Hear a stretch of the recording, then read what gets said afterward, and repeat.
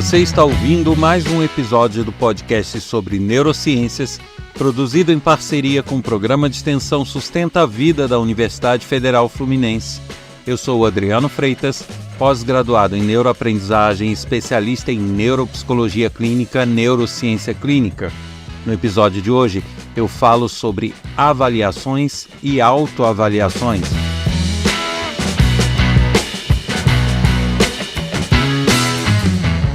Como eu sempre faço, convido todos a maratonarem este canal de podcast. São quase 200 episódios, então tem muita informação bacana, muita curiosidade, muita coisa legal, que quem não ouviu tudo, chegou agora ou chegou há pouco tempo, tem uma grande oportunidade de se programar e ir aos pouquinhos ouvindo. E se você gosta desse podcast, acha que as informações são úteis, interessantes e quer contribuir para a sua continuidade, basta compartilhar com seus amigos, colegas de trabalho, familiares. Compartilhe o canal, compartilhe os episódios que você gostou. Certamente será uma grande ajuda para a continuidade do projeto. E lembro de uma coisa que já tem algumas semanas que eu não falo, das nossas redes sociais. Procure lá, neurociência.af, tanto no TikTok, quanto no Instagram, quanto no Facebook. São redes sociais onde talvez não com aquela frequência diária, mas que vão ter sempre materiais, frases para a gente refletir, provocações, pequenos vídeos. Te aguardo lá nas redes sociais também. E quem quiser saber mais sobre meus projetos que eu desenvolvo, ter acesso a trechos de aula, palestras, basta acessar o meu site www.adrianofreitas.com. E convido também todos a participarem, nos ajudarem a fazer este podcast. Para isso, basta enviar sua crítica, sugestão, elogio. Isso pode ser feito por e-mail para o endereço podcast@sustenta-vida.com ou por mensagem de WhatsApp para o número 22 99 222 1003. Aguardo sua mensagem.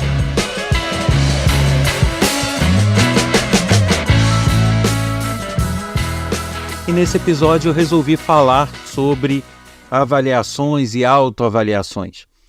Várias foram as perguntas que chegaram, os comentários, querendo saber, mas como que eu devo avaliar os outros? Como que eu devo me avaliar dentro de uma situação?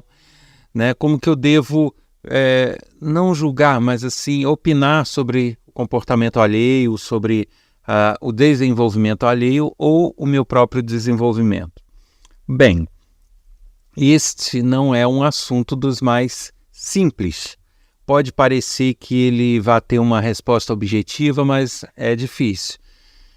Porque, antes de tudo, a gente precisa entender que avaliar os outros é uma tarefa extremamente complexa e que você não pode colocar ela com uma precisão matemática, do tipo, fez isso é certo, fez aquilo é errado. Existem N fatores, muitas variáveis envolvidas, e que elas podem, de certa forma, não vou dizer justificar os comportamentos, não é bem esse o termo, mas elas podem dar um novo olhar para as coisas que acontecem, para as reações que as pessoas tomam, né? Então, eu estou primeiro aqui falando sobre a avaliação dos outros, para que a gente possa entender justamente isso. O primeiro ponto, não somos iguais. A humanidade, todos os indivíduos não são iguais uns aos outros. Nós não somos cópias. Cada um tem as suas personalidades distintas e tem fatores externos e fatores de vivências que interferem nas reações que ele toma, nas decisões que ele toma. Então, nós somos muito influenciados pelo meio onde a gente vive, somos muito influenciados pelo tipo de crescimento, de cultura, de educação, de convívio, de experiências. Tudo isso vai formando uma teia, uma bagagem em termos de memória, sentimentos, experiências. E esta bagagem, aliada a questões inatas, genéticas e tendências naturais de cada indivíduo, fazem com que ele tenha uma reação ou outra a um certo fato. E a gente tem que imaginar que o nosso comportamento praticamente todo é pautado como reações. Nós somos muito reativos. Então, a gente reage, né? A gente reage ao que o outro fala de uma certa maneira. A gente reage a uma situação que acontece. A gente reage ao nosso dia a dia. Então, a gente vai trabalhando e gerando decisões e fatos com base naquilo que a gente tem vivido e com base naquilo que a gente recebe dos outros e recebe do ambiente. Então, é muito complicado a gente avaliar o comportamento dos outros, sendo que esse outro teve uma vivência distinta, teve uma vivência diferente da nossa, teve uma cultura, acesso a uma cultura diferente da nossa, teve acesso a sentimentos diferentes dos nossos, a convívios, a amizades diferentes, as experiências mesmo.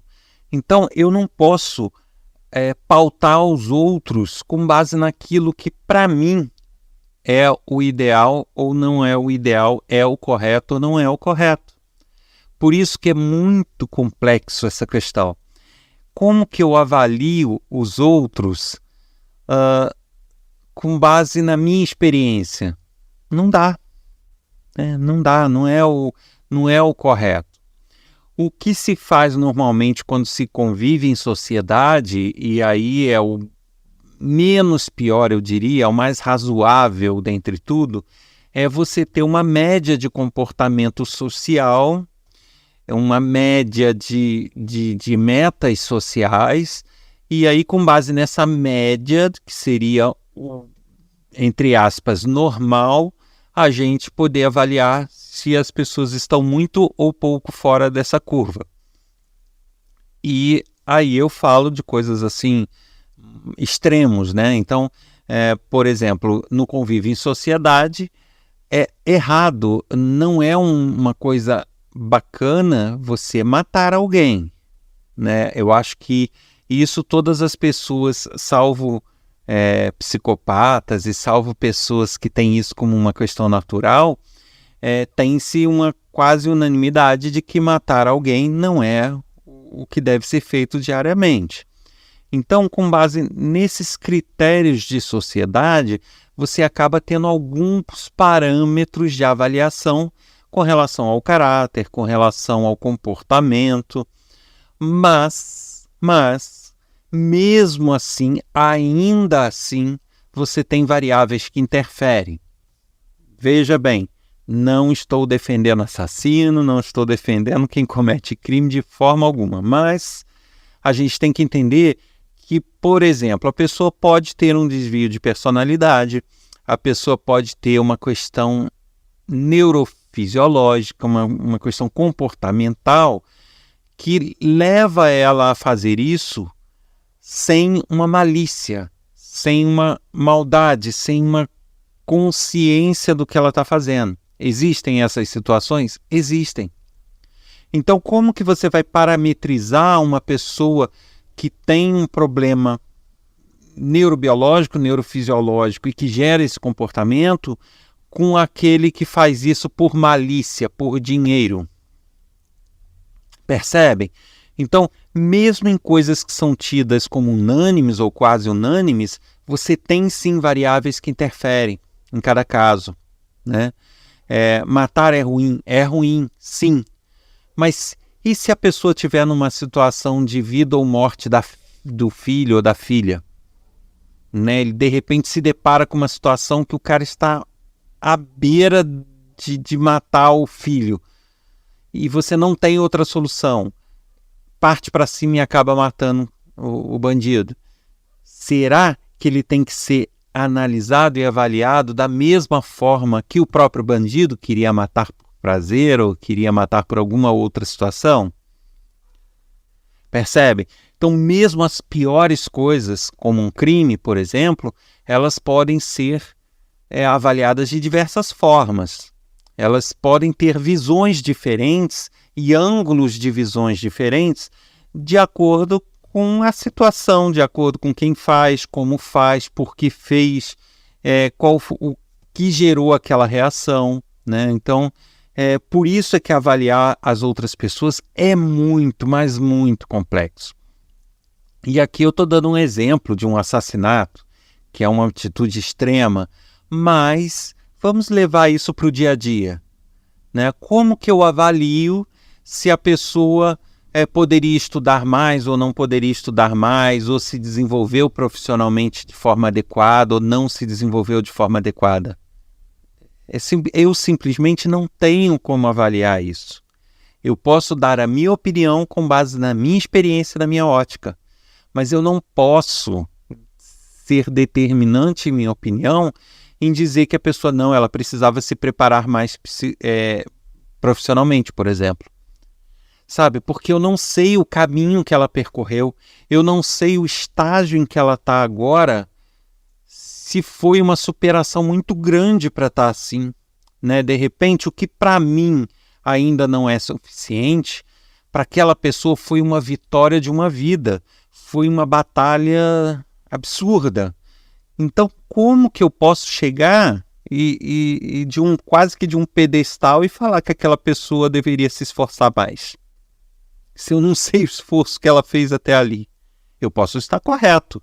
Ela pode não ter se esforçado absolutamente nada e eu estar coberto de razão, mas eu posso não estar. Principalmente não conhecendo o caminho que ela trilhou, não vivenciando o caminho que ela trilhou, né? Não participando desse desenvolvimento dela. Então, como que eu vou afirmar uma coisa dessa? Não tem como. Eu não tenho parâmetro para isso. Né? Então, a essa pergunta, eu diria que eu não tenho uma resposta muito objetiva, né? Pessoas que perguntaram como que eu devo avaliar outras pessoas. É difícil. E eu, às vezes, fico tentando me colocar no papel de um avaliador que está avaliando candidatos para uma vaga. Tudo bem, você tem que, muitas vezes, para uma vaga de emprego, você tem que ter um mínimo que a pessoa tenha que saber fazer daquela área e tal. Ok, é um parâmetro, mas muitas vezes eu posso pegar alguém que sabe aquilo ali, mas é um procrastinador, é um preguiçoso, é uma pessoa que chegou naquele conhecimento, sabe-se lá como, né? De repente caiu de paraquedas, comprou um diploma. Então não sei, né? Eu não sei o passado, não sei a vivência da pessoa. E em detrimento a isso, eu posso deixar de lado pessoas que talvez faltem um pouquinho daquele conhecimento, mas que são esforçadas e batalham e correm atrás e que já passariam aquele outro candidato em termos de conhecimento. Percebem onde eu estou querendo chegar? Então, por mais que eu tenha parâmetros quase que matemáticos para avaliar as pessoas, ainda assim eu vou correr o risco de cometer erros absurdos. Por isso que avaliar os outros não é nada fácil. E aí eu cito até um trecho de um texto que erroneamente na internet se atribui a Albert Einstein.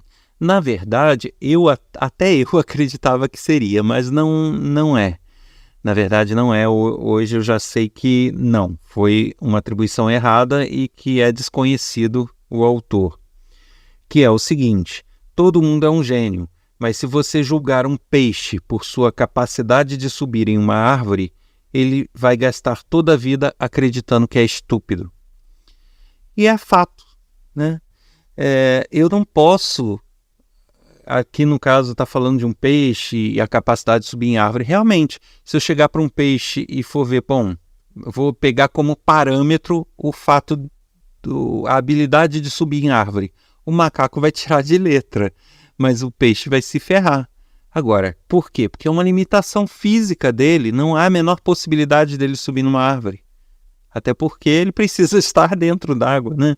Então, como que eu posso exigir e avaliar de uma pessoa com um olhar que não faz parte da vida daquela pessoa, né? Não faz parte do que é possível para aquela pessoa, e usar isso como parâmetro? Não tem como, né? E aí, a única coisa que eu poderia deixar de dica é que uma forma de você tentar avaliar um pouco melhor as pessoas é você observar uma pessoa hoje e essa mesma pessoa como ela era há um tempo atrás. Aí sim você vai ter parâmetros dela com ela mesma para saber se ela evoluiu, não evoluiu, ficou parada no tempo, regrediu, certo? Então, se eu pego a pessoa de hoje que eu estou querendo avaliar, ela tem um nível profissional X, e eu vejo, e eu tenho acesso ao histórico, eu conheci ela 5 anos atrás, e percebo que o nível profissional dela era exatamente o mesmo, fala, pera lá, por mais que ela saiba bastante, ela estagnou, ela parou. Aí eu já vou ter uma avaliação mais palpável. Da mesma forma, essa pessoa hoje tem tal nível de conhecimento, mas há 5 anos atrás, caraca, ela não era dessa área, como que ela conseguiu mudar de área e progredir tanto? Eu vou ter um parâmetro palpável, porque eu comparei ela com ela mesma, e não ela com o que eu acho, com o que eu penso, com o que eu sinto. Certo? Mas, antes que me questionem, eu já digo, ainda assim não é um parâmetro exato, tá? Ainda assim não é, porque eu posso ter variáveis nesse período, né? Então, a pessoa estagnou, ok, mas o que aconteceu nesses 5 anos para gerar essa estagnação? Foi só preguiça? Ou ela teve problemas familiares sérios? Ou ela teve doença? Ou ela ficou internada? A gente não sabe, né? Se você tiver uma forma de avaliar tudo, ok, são mais elementos que você pode utilizar nessa avaliação. Mas, para resumir esse papo todo, eu diria que dei essa volta toda para a gente chegar na seguinte conclusão. Não é um bom negócio você viver tentando avaliar os outros. Não é. Simplesmente porque você vai ficar buscando respostas e buscando parâmetros que vão te dar informações falsas. Então, se eu só na minha observação tentar avaliar alguém, eu vou estar avaliando essa pessoa com base em mim e não de uma forma que realmente represente ela. Tanto que se eu pedir para 10 pessoas de ambientes diferentes avaliarem uma mesma pessoa, cada um pode avaliar de um jeito. Porque cada um conviveu um pouco de uma forma diferente com aquela pessoa. Então, eu diria que avaliar os outros, julgar os outros, na verdade, não deve fazer parte da nossa rotina. Isso deve fazer parte quando extremamente necessário, né? Quando eu precisar fazer uma avaliação pessoal para uma tomada de decisão, se eu empresto um dinheiro ou se eu não empresto, se eu ajudo em alguma coisa ou não ajudo, né? Se eu mantenho contato ou não mantenho. Então, isso tudo, essas decisões que a gente toma em relação aos outros, a gente acaba tendo que pré-julgar, a gente acaba tendo que fazer uma avaliação dos outros. Então, nessas situações, a gente não tem como correr, a gente tem que decidir, a gente tem que avaliar de alguma forma, mas que a gente tente, ao menos, ser o mais imparcial possível, né? Que a gente tente, ao menos, tentar avaliar todas as possibilidades e não apenas olhar com o nosso olhar. E agora, para fechar esse episódio, porque eu falei de avaliação, mas eu falo também de autoavaliação. Eu deixei para o final porque faz parte, é uma questão parecida, na verdade. Eu não devo me avaliar me comparando com os outros. É um grande erro das pessoas se colocarem numa posição de ter que seguir um padrão ou ter que seguir um exemplo de alguém, quando na verdade esse alguém não teve as mesmas vivências, as mesmas experiências nossas e vice-versa. Então eu não posso querer me cobrar um sucesso profissional, me cobrar um nível de educação que outra pessoa tem, se a minha vida foi muito mais árdua, talvez, se eu batalhei muito mais para chegar aqui e para o outro caiu de paraquedas, por herança ou pelo que for, né? Não que eu esteja dizendo que a outra pessoa estaria, né, maravilha na vida. Não, ela pode ter tudo do bom e do melhor, mas ter problemas em outras áreas, né? Só que as coisas são diferentes para mim e para as outras pessoas. Então, a gente também não deve se autoavaliar comparando com os outros. Da mesma forma que eu não devo avaliar os outros somente com o meu olhar, com base nas minhas experiências, eu não devo querer me avaliar com base nas experiências dos outros. Percebe? Então eu percebo que muitas pessoas ficam se cobrando, poxa, eu dei azar, ou eu não tenho competência para isso, porque fulano faz isso melhor, e eu não... A pessoa pode não externar isso, mas às vezes no íntimo ela pensa e acaba ficando triste, angustiado, deprimido. Mas não é assim, gente. Para vocês se autoavaliarem, o melhor jeito é olhando para você mesmo de um tempo atrás. É a mesma coisa que eu falei para avaliar os outros. Só que tem uma diferença aí. Quando você avalia os outros, você vai ter 2 momentos no tempo, né? Você vai avaliar o outro de hoje com base no outro de um tempo atrás. Só que muitas vezes, aquilo que eu falei, você não conhece a jornada dele. Você não conhece a vida dele mais intimamente. Só que você conhece. Sua jornada você conhece. Sua evolução você conhece. O que você teve que ralar você conhece. O que você teve de obstáculo você conhece.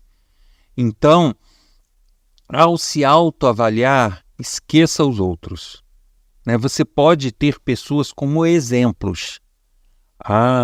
Ele demonstra um ótimo exemplo, ele não parou de estudar, ele não parou de evoluir profissionalmente, ele não parou de se capacitar. Ótimo, é um exemplo. Mas você não pode fazer deste exemplo, né, uma forma de se punir caso não alcance, porque as trajetórias são diferentes. Então, qual é a melhor forma de se autoavaliar? Olhar para si mesmo hoje e olhar para si mesmo de 5, 10 anos atrás e ver o que eu piorei, o que eu melhorei, o que eu permaneci igual.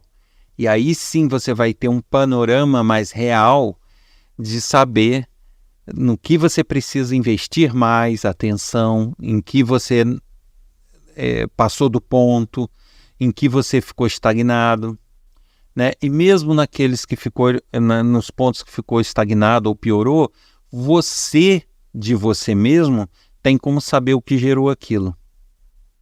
Se você lá no fundinho foi preguiçoso, se você lá no fundinho empurrou com a barriga, ou se você lá no fundinho teve realmente um problema que justificasse aquilo, né? Mas então, a melhor forma de avaliar os outros é olhar com os olhos dos outros e avaliar a si mesmo olhando para você mesmo. Então, se compare com você mesmo. Não busque se comparar com os outros, tá? Se compare com você mesmo de um tempo atrás e busque, ao avaliar os outros, também avaliar os outros não com base nos seus ranços, nas suas expectativas, né? Procure avaliar os outros com o progresso que você vê nesses outros.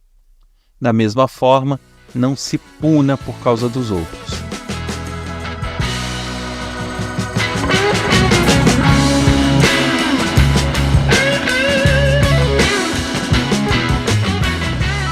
Você ouviu mais um episódio do podcast sobre neurociências, produzido em parceria com o Programa de Extensão Sustenta a Vida da Universidade Federal Fluminense.